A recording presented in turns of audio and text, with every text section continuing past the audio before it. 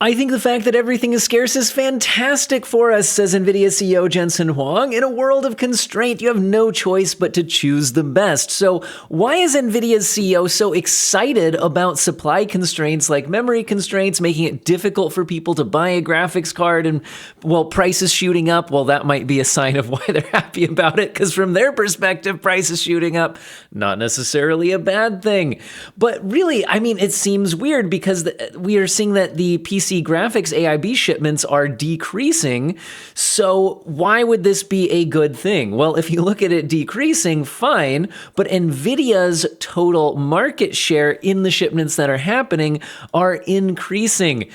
They have gained from 84% in quarter 4 of 24 to 92% in quarter 3 of 25 to 94% in quarter 4 of 2025. This is according to John Petty Research. So despite the total amount of shipments decreasing, Nvidia is capturing a larger share of that. And if you look at their overall financial reports, like it's absolutely insane, to be honest. But again, it's mostly in data center. Now, their gaming division is actually doing pretty well as well. If you look at this, the light green is the gaming division, and we can see that before the AI boom took off, they were doing, 2 billion-ish for the gaming revenue. I mean, we had crypto inflating it a little bit before that, but 2 billion-ish was pretty normal. But we can see the gaming division has been growing, and they actually did it pretty well recently, going over 4 billion in gaming revenue, 3.7 in the most recent. And by the way, if you're confused by this saying quarter 4 of fiscal year 26, keep in mind this is talking about fiscal year 26 for Nvidia's fiscal year. Nvidia's fiscal year is from February to January. So their fiscal year 2026 is calendar month February 2025 to January 2026. So we're looking at, so when you hear fiscal year 26, don't get confused. Anyway, but notice that it's data center that is absolutely booming, and this is why Nvidia is so excited about it. This headline in this quote here from PC Gamer, all my sources will be linked in the video description, is coming from a larger piece where if you want to read the full discussion, it's here at investing.com, or Nvidia at Morgan Stanley Conference, AI Leadership and Strategic Growth, where we get all these types of quotes. And honestly, Nvidia's business does appear to be booming. We also get some discussions about Taylor Swift comments along the way. I don't know. Anyway, but you can read the whole thing if you want. But yeah, so basically, Nvidia's perspective seems to be that, well, if there's limited supply, then businesses are going to choose what is proven to work. Especially, he talks about, AI tokens per watt. Nvidia's proven to do it and seems to get the best tokens per watt. So if it's difficult to just buy tons of whatever you want, they're going to go for the best. And they're, of course, confident in them being the best. And honestly, again, when you look at that data center revenue, it does seem, in fact, to be working out for them. So another way of looking at their revenue, this is by quarter 4 fiscal year 26. Look at gaming. Gaming is this tiny little sliver here. Now, gaming is up 47% year on year. So it's not like the gaming division is performing badly on its own. It's just that the data center is up 75% year on year, and that's against already huge growth previous years. That is $62.3 billion of revenue versus gaming at $3.7 billion. I mean, oh man, these numbers are just absolutely crazy. So this is why you get Nvidia's CEO happy about supply constraints because they're just making absolute crazy amounts of money in data center. And like I said, if we actually do look at the gaming situation, they seem to be gaining market share there as well, even as total shipments decrease. Now, I've also seen some people pointing out the Steam hardware survey, trying to get a look at what's going on here, but mentioning that the February results seem to be bugged, or that there seems to be some sort of a problem here. If we notice this graph over here, we can see that this is, by the way, it's really important to note that the Steam hardware survey is not reporting the same kind of thing that John Petty Research does when they're looking at market share. So what John Petty Research is looking at is they're trying to estimate the quarterly AIB market share percentage, meaning in that quarter, the new ones that shipped, what percent of the new shipments were Nvidia versus AMD versus Intel. Whereas that is not what Steam Hardware Survey is trying to measure. Steam Hardware Survey is trying to measure the total install base of Steam users. So first of all, the install base of Steam users is not necessarily the same population as all AIB shipments, because not every shipped AIB graphics card is going into a gaming system, and then not every gaming system uses Steam, but I would imagine a very large share of them do. But also, as people like to point out, things like the Steam Hardware Survey, if there's like gaming PC centers, like internet cafe type deals in Asia, where you might have a bunch of users logging into the same PC, it could overrepresent the graphics card in that PC in the Steam Hardware Survey. And I think that I have a guess at what's happening here, because look, what happened in February here is we saw Nvidia's market share jump an insane amount, where if this was like quarter to quarter changes in new shipments, I would understand why you could see a multiple percentage point swing as a reasonable thing. But when you're measuring the entire Steam install base, a gigantic percentage swing is kind of unreasonable to expect. You wouldn't expect the total volume of graphics cards to have even been sold in that quarter to be able to make this much of a dent in the total install base. Notice that Nvidia jumped from 73.2% to 84.7%. But I want you to notice something. We saw a spike in that a very similar result right here, which to me, judging by the scale of this graph going from September 24 to February 2026, this looks like 1 year previously. Look at that. So 1 year previously, we're seeing a similar jump in the data set where it went from NVIDIA at 75.5 up to 83.1. Here we're seeing NVIDIA 73.2 up to 84.7. Very similar jump. Now notice that there were other similar weird spikes in the data set here happening with the number of CPU cores per computer, where we saw some major swing 1 year ago. And notice we're seeing a major swing happening again right here. And then also in this data set, notice that something like this seems completely unreasonable, that the RTX 5070 gained 6.5% of the total GPU install base of Steam users just in 1 month. That's not an amount that makes sense given the amount of graphics cards that would even ship in a quarter. So what's going on here? Do you notice that the simplified Chinese language here has also jumped 31% from month to month? So what lines up with a year ago and now with this major swing, to me, the most obvious explanation is Chinese New Year, where there's a huge holiday, lots of people go home, they're off work, and I would say that there is a very good chance that they get a little more gaming time, So I would say that my explanation for that would be that this being a bit of an outlier swing based on not inaccurate data, but just that during this particular time period in Asia, I think you're getting a unusual pattern of user behavior due to that holiday, and that it's causing either lots of people to log into accounts that they haven't been using throughout the year, or a bunch of people on the same computer or a computer they don't usually use. So it seems to be an outlier in the data set. So I think this month's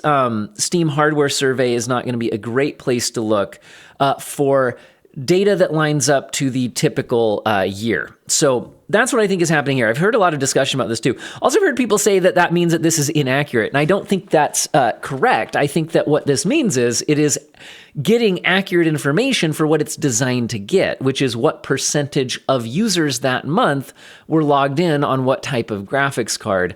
I just think it's that their pattern of behavior that month is not representative of typical months. So it's not measuring the same kind of thing as what we're seeing here from John Petty Research. So if you've been looking at discussions around this, I think that's what's happening here. Anyway, so this is where we're at with things. And again, the money is in data center. That's definitely what we're seeing. And what is happening to the actual end user who wants to buy a graphics card? So let's take a look at current pricing. Now, this is United States pricing. I realize that other regions could be different. And again, a lot of this being driven by the memory costs increasing and memory supply decreasing. So, Jensen Huang is happy to allocate their memory supply to data center and make huge amounts of money there. So what is getting through to us in the gaming market? Well, the RTX 5050 looks like the lowest priced model currently in stock is $260, and then they jump up quickly from there to $290, $300. Notice that this is a $250 MSRP card.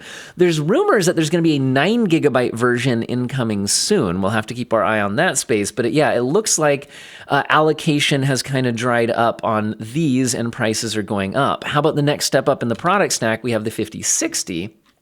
Which is $340 on the lowest price in stock models, and then jumping up to $350 and past that very quickly. Remember, this is supposed to be MSRP $299, so definitely being affected. The 5060 Ti 8 gigabyte version, lowest price model is $380, but there's only one model at that price, and then they jump up to $416, $420, and up from there. So the vast majority of models are well over $400 at this point for the 5060 Ti 8 gigabytes. And the 16 gigabyte version, all signs point to this one being deprioritized and possibly not even sure if new shipments are coming in of this product. If they are, they're expensive because the lowest in-stock price is $540, which is $10 shy of the MSRP of the next product tier up, which is the 5070. Now, the 5070 itself is above its MSRP at $630 for the lowest in-stock model. There's two models at that price, then it jumps up to $640 and then $650. So yeah, 5070 getting expensive, but it's the last Nvidia product that makes any sense for most users to buy because the 5070 Ti version quickly jumps up to $1,000. These used to be available at their $750 MSRP just a few months ago. So that's well over a $200 jump from previously available pricing. And the 5080 is even worse at about $1,300 plus for anything in the market. And then the 5090 is just like outside of most people's consideration at nearly $4,000 for in-stock pricing. Now, is AMD offering us any kind of better deal in these dark times? Well, let's take a look at the RX 9060 XT, which is their lowest price current generation model. Looks like about $350 for the 8 gigabyte version. And then the 16 gigabyte version, here's a little bit of a light, which is, okay, $440 feels bad because it used to be a lot less than that. But remember, to get a 16 gigabyte card from Nvidia, you're looking at the 5060 Ti 16 gigabyte, which is $540. So $540 from the Nvidia alternative versus $440 for the AMD version. If we want to look at that as a percentage difference, so it's about $100 difference. So that's one way to look at it, is just the actual fixed absolute price difference. But we can also look at it as a percentage, 540 over 440. You're spending about 23% more on the NVIDIA version. Now, if we go to a relative performance chart here from Tech Power Up, again, all my sources will be linked in the video description. And again, this isn't perfect on a game-by-game basis, but it's a pretty good ballpark figure for how these perform. Now, you have to look at individual things like ray tracing, etc., differently, and features and all that. But the 5060 Ti 16 gigabyte is only about 5% faster. So in real world use case, they have about the same performance. They're a little bit more of a gap in ray tracing, even more in path tracing, but the 5060 Ti 16 gigabyte's a bit weak for path tracing, at least for my preferred frame rate targets. So if you're looking at it from that point of view, the 9060 XT 16 gigabyte is offering a 16 gigabyte card at a price that a lot of users can still probably afford, even if it doesn't feel good. Whereas everything below that from AMD and Nvidia is offering, crippled VRAM amounts, which are not going to feel good to buy. Again, you can still do it, but the 9060 XT 16 gigabyte is kind of standing out to me as, if you can afford it, you'd probably be pretty happy here for a while. Not that this is at all reasonable pricing compared to what we used to have available just a few months ago, but it certainly looks good compared to the 8 gigabyte alternatives from a longevity standpoint. So there is that. Now, how are we looking at in the 70 class cards? Well, we have the 9070 non-XT at $630. Remember, that's a direct competitor price-wise now with the 5070, which is also available at $630. So it's looking like the 9070 and 5070 are pit head-to-head against each other at current US pricing. The 9070's main advantage here would be 16 gigabytes of VRAM versus the 12 gigabytes of VRAM on the 5070. And it also has about 10% more performance. It can vary game by game, but again, if we set the 5070 as the baseline, then we're getting, I think it will be about 10% on this chart. Yeah, Tech Power Up has it about 10%. It can be a plus or minus a few percent depending on what games you benchmark, etc. But yeah, about 10% faster, and it has 16 gigabytes of VRAM at the same price.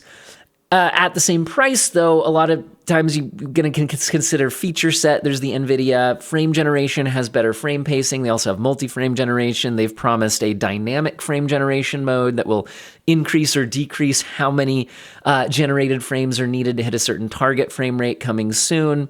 Better adoption of features like ray reconstruction, just generally like DLSS 4 in a lot more titles than FSR 4. So it's, I would say, a bit of a battle here. I could see people going either way. I could see you being drawn by additional VRAM and a little bit more raw performance versus less VRAM, but 12 still gets you by at 1440p for the most part, and then being drawn to the feature set. So this seems like a bit of a battle here. Once we go above this price point, though, to the 9070 XT version, we can find one model at $710, and then it goes up to $730 for a few more models. So, the low $700 range is certainly prices are available. Stock is available at these pricing, I guess is the right way to phrase that. And then notice that if we compare the 5070 to the 9070 XT version, well, now you're getting a 23% performance jump, and you're getting the 16 gigabytes of VRAM. So the 9070 XT is offering a different tier of performance now, I would say, compared to the 5070, where 10% is a little bit like, you could notice it. But once you're starting to get into that like 25-ish% performance gain, it kind of feels like you are moving to a different performance class. There's still the feature set to concern, but you've also got the additional VRAM here. So I could see an argument for going up to the XT version here if you have more money in your budget and you want more performance. And Nvidia really just doesn't offer anything to the to most consumers past the 5070, because now the 5070 Ti is at $1,000 for anything in stock. It's just a completely different price class. And then again, the 5080 jumping all the way up to like $1,300. So I'm not saying that I think the 9070 XT looks like some amazing performance per dollar at this point, but it's the highest performance tier that's not completely insanely priced on the current market. So I think that's what the 9070 XT version has going for it. Again, from the 9070 XT, if you look at cards like the 5070 Ti, you're getting like basically the same performance. 5070 Ti is a few percent faster. Now, it is noticeably better at things like path tracing, and the 5070 Ti is starting to be powerful enough to do that, but is it worth an extra like $250? Starts to be questionable there. And then cards like the 5080, yeah, it's 20% faster. 20% is not completely mind-blowing considering it's double the price. So you're paying double the price to get 20% more performance plus the NVIDIA feature set and path tracing. It starts to get a little bit hard to justify there. And then you've got cards like the 5090, which is almost double the performance. We're looking at like 80% faster here. But again, we're talking almost $4,000. So it's really just a different sort of situation and buyer who would be interested in anything like that. So this is a look at where we are at currently. Nvidia is celebrating the lack of supply because they feel like that is going to help their data center revenue go through the roof. And they don't seem to be too concerned about gaming anyway, because even if it is facing some supply constraints, they still seem to be capturing even more market share, even if the total shipments decrease, and their average sale price is increasing as we're seeing prices go up. And that is where the market is right now. I try to highlight anything that I thought sort of stood out as any sort of a light in the dark times as far as cards that stood out to me as reasonable to purchase. I guess I didn't really look at Intel. Where's the B580 right now? It's almost $300 at that price point. It's a little bit rough. Yeah, you get 12 gigabytes of VRAM, but it's not fantastic like performance per dollar at that price point. Where's our B570? 230, 250, you get 10 gigabytes of VRAM. Honestly, these are a little bit higher than I'd like to see as well. So really, I think we're just in a rough patch because data centers are going to spend insane amounts of money on the memory that we could be getting in these gaming cards, and that's why our prices are going up. And who knows when or if this is all going to stabilize. That's where we're at. Hope you guys found the video useful and or interesting, even if it was not exciting news from the gamer perspective. And I hope all of you have an excellent day.